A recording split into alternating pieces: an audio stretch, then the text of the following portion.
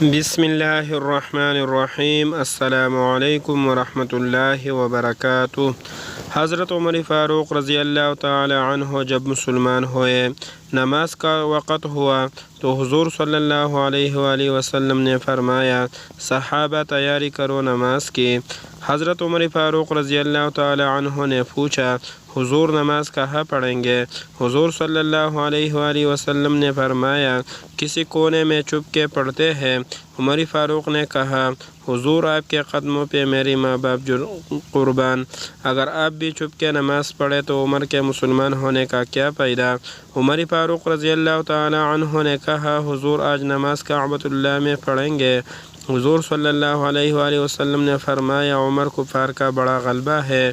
واہ میرے خدا! عمر فاروق گھوڑے پہ سوار ہوئے، مکے کے چوکوں پہ جا کر، گلیوں میں جا کر اپنے گھوڑے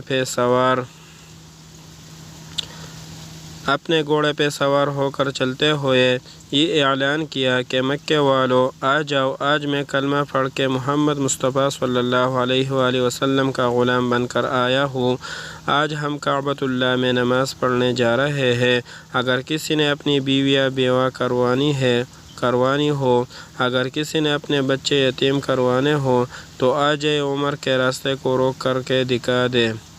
خدا کی قسم، جب عمر فاروق رضی اللہ تعالی عنہ مسلمان ہوئے تو مکے کے کافروں نے گلیوں میں نکل کر ماتم کیا کہ ہائے، آج آدھا مکہ ہم سے چھینا گیا۔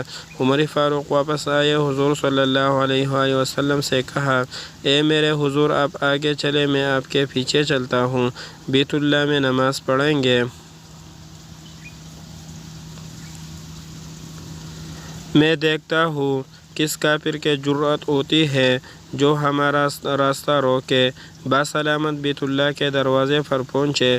جب بیت اللہ کا دروازہ کھلا تو میرے نبی صلی اللہ علیہ وآلہ وسلم خوشی میں نعرہ تکبیر خود بلند کیا۔ اللہ اکبر کے صدائے مکے میں پہلی بار یوں گونجی کہ کفر کے کوڑ بھی گر پڑے۔ بیت اللہ کو بتوں سے پاک کیا اور مسلمانوں نے کھلے عام عبادت کی۔ اسلام کو طاقت ملی۔ اور جب میرے نبی نے مکے سے ہجرت کی، اس وقت بھی عمر فاروق نے انوکھی ہجرت کی۔ سب سے پہلے بیت اللہ کا طواف کیا، پھر گھوڑے پہ سوار ہوئے اور مکے کے گلیوں میں اعلان کیا کہ آج میں ہجرت کر کے جا رہا ہوں اپنے مدینہ، اپنے محبوب محمد مصطفیٰ صلی اللہ علیہ وآلہ وسلم کے پاس۔ اگر کسی کافر میں جرأت ہے تو عمر کے راستے کو روکے۔ اس عمر ابن خطاب رضی اللہ تعالی عنہ پہ بے شمار سلام۔ ویڈیو کو لائک، کمنٹ اور شیئر ضرور کیجیے اور چینل کو سبسکرائب